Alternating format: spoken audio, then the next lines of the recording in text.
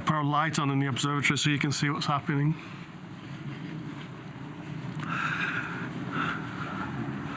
I always have a drop cloth over my telescoping equipment. It's great having an observatory, but one thing you can never really stop is all the insects defecating on your equipment. So this at least keeps it all clean and tidy. So let's remove the drop cloth now.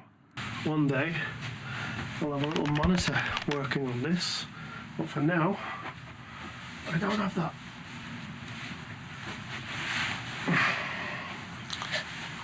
Let's just get that thing covered.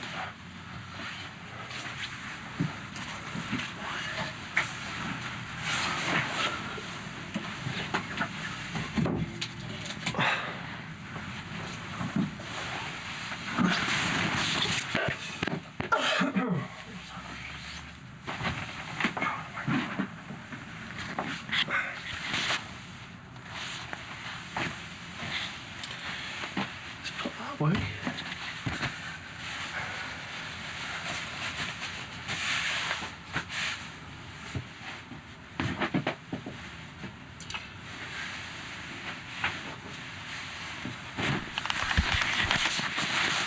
Stick that back on. Stick it on in the pocket. Okay. You can probably hear me again now. Let me do this last latch. So the roof is actually taken off manually, and you can see I have these heavy duty wooden latches there to hold it down in case of wind and storms. But it's on rollers all the way along there. So let's bring off the roof now.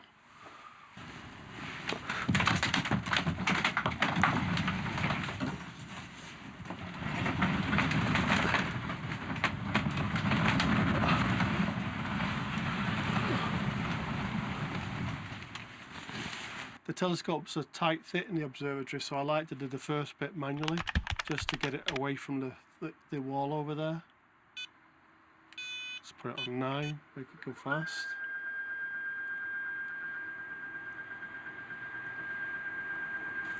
And then once I know I'm away from everything,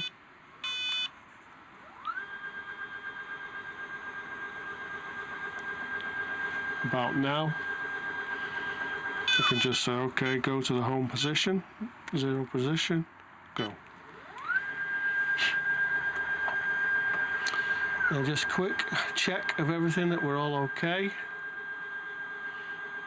Camera's mounted well. I have had that slip on me in the middle of the night.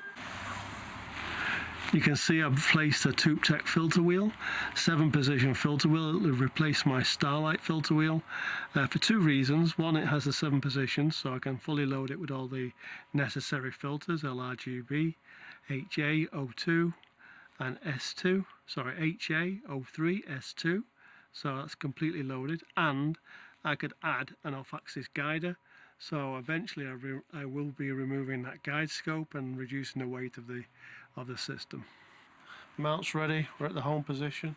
So we leave it like this now. Let's keep our fingers crossed that the weather holds and we can do some imaging tonight. See you later, behind the computer. One last top tip before I go back, retire to the house to start an imaging session. No observatory is complete without some WD-40. This is great for keeping your equipment nice and clean, and also for lubricating the rails to keep them running nice and smooth. The sky is still looking great with just a few clouds around, but hopefully this will clear, get even better once we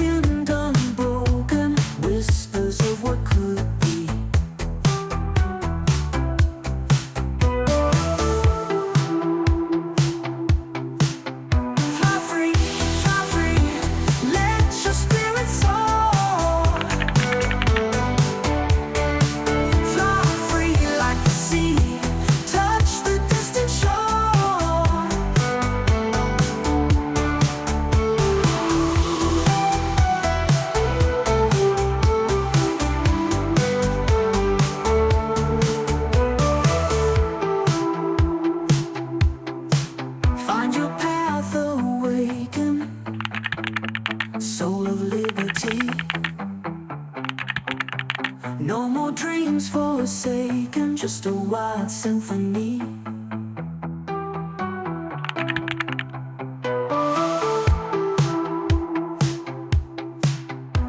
Chains that held your broken mind. So here we are, comparing two cameras I never thought I'd have to compare.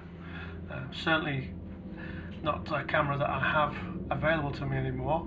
On the left side here you have the famous S-Big ST10, also on M57, and you can see how much darker and blacker this looks already. It's stretched already. The one on the right hand side here is my ZWO 1600mm Pro, and you can already see how much grainier and greyer it is. They're both HA shots. The temperatures are also different. I remember distinctly with the S-Big cameras, I used to cool the ST10 down to -20 quite easily. Certainly that was a normal target temperature for that camera. And on the right side here with the ZWO, that's set at -10 at this moment in time.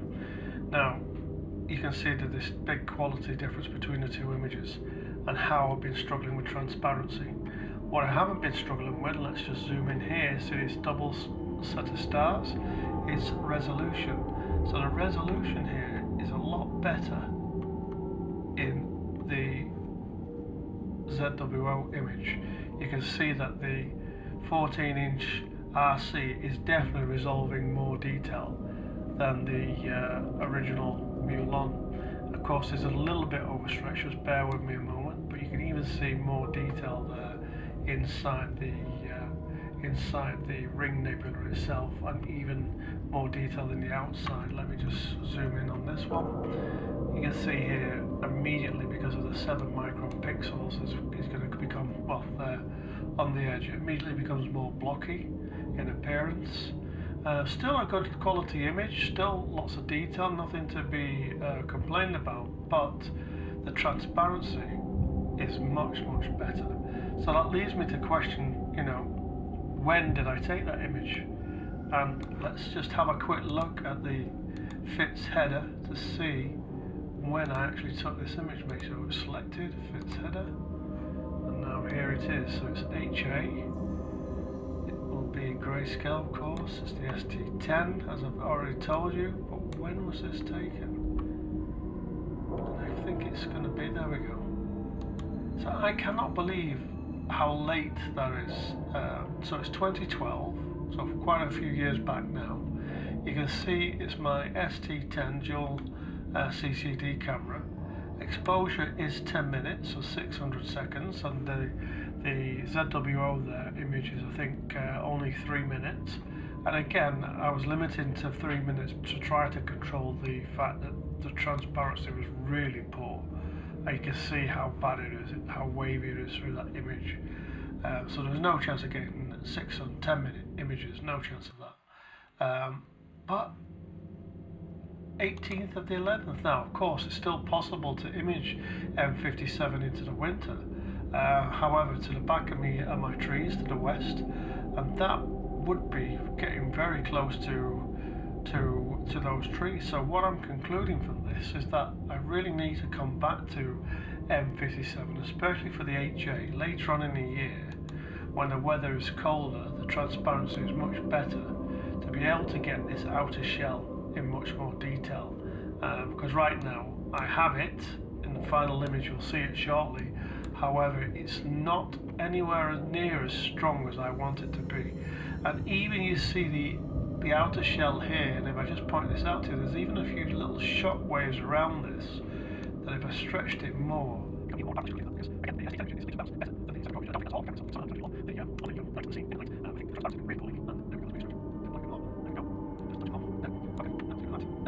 there you go. So you can really see, if I push the ST10 image even harder than it was initially, you can see these extra shock waves outside of the outer shell itself.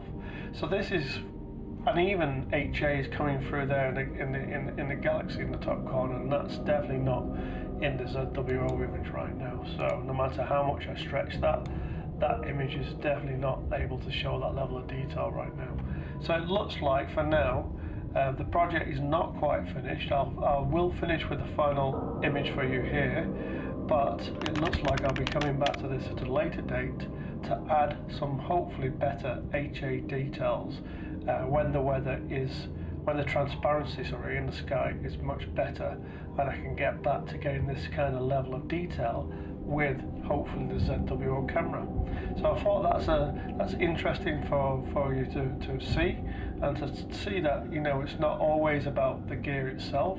The weather conditions where you are, where you're imaging from, have a big effect on the level of image data that you're able to achieve. So with that, we'll finish with a little bit of music and the final image. Thank you for watching, and please subscribe. Bye for now.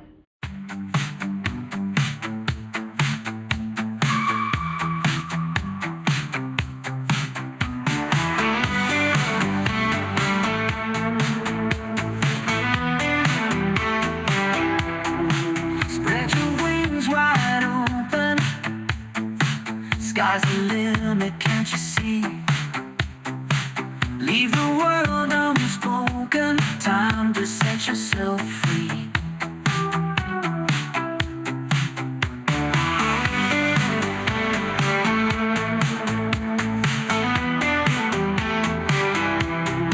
Spread your wings wide open. Sky's the limit, can't you see? Leave the world unspoken. Time to set yourself free.